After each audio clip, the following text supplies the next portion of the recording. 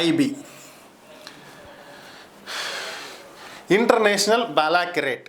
So ఇది వచ్చేటప్పటికి ICSC కంటే కూడా వాస్ట్ సిలబస్. దీంట్లో వచ్చేటప్పటికి స్టూడెంట్ ఇంట్రెస్ట్ దేని మీద ఉంది, సో దాన్ని బేస్డ్ సిలబస్ అనేది తయారు చేస్తారు. అలానే వాస్ట్ ఇంగ్లీష్ నేర్పిస్తారు, అనలైటికల్ స్కిల్స్ నేర్పిస్తారు, థింకింగ్ ఎబిలిటీస్ నేర్పిస్తారు, అలానే యాక్టివిటీ బేస్డ్ లెర్నింగ్ ఉంటుంది. అంటే పిల్లలు ఎక్కడా కూడా ఒక మూస పద్ధతిలో కావచ్చు, ఈవెన్ టెక్స్ట్ బుక్స్ ముందేసుకుని ఇది చదవాలి అది చదవాలి కాంపిటేటివ్ ఎగ్జామ్స్ ఇలాంటి మెథడ్ అసలు ఉండనే ఉండదు.